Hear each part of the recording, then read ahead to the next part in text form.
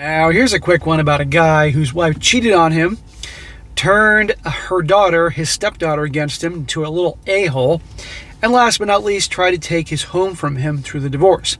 The home that was handed down from one generation to the other, major sentimental value.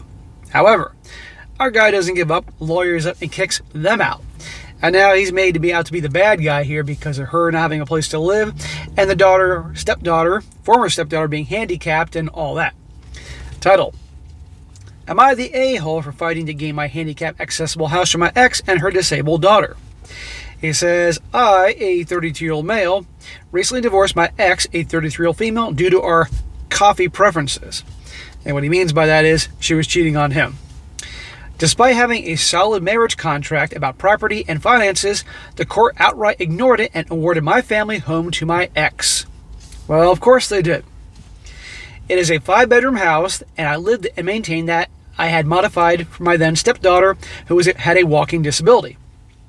Sure, I can afford to buy and build a new house if I so desired, but I got that house from my father, who got it from his father. My parents are not alive, and I'm the only child, so that house holds a lot of sentimental value. You're darn right it does. That's his last connection to his family. Why should she get it? Okay, that's too bad about the handicapped daughter, but I found out in the comment section that handicapped daughter was a total a-hole to this guy. Totally disrespectful, totally nasty to him, even though he was good to her. So, hey, that's on her. Well, I lawyered up. I fought in the Superior Court and won, and now ex and her daughter have to leave because they cannot afford the legal fees, and I'm not willing to go into any settlement now that I know the kind of person I was up against. The problem is, my friends and extended family and people who know about our family situation, they are calling me the bad guy for putting the daughter in a bad situation. Well, of course he's going to have people talking crap about him, but you know what?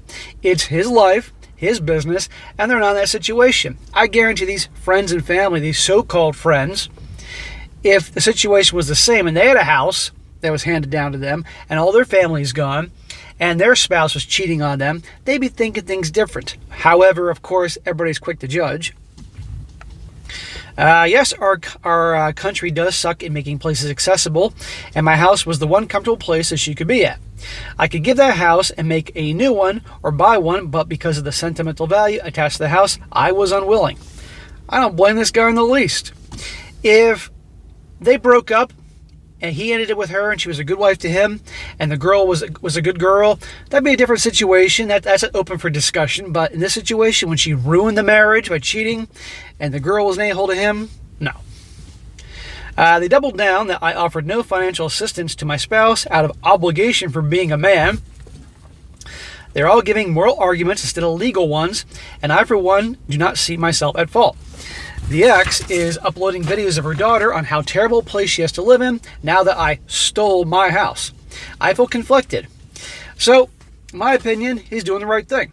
And again, like I said, a discussion can be had if the wife, now ex-wife, was good to him and he ended it with her for whatever reasons, and the kid was good to him. Okay, that's open for discussion, but no, she ruined the marriage.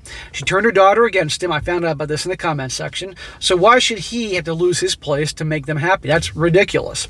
And anybody that's in that situation should understand. But of course, people are always willing to point fingers and judge without being in a situation like that too. Now, here's the deal. You tell me that mom can't get a job, mom can't provide for her daughter. How about the child's father? Where's he? Why isn't he providing? How about members of her family to help out with building, handicap accessible this or that, And I'm sure the state is willing to assist as well. That's just how things are. But to make this guy have to lose his house to some a-hole and her a-hole kid, absolutely not. Okay? And to me, I see justice is served.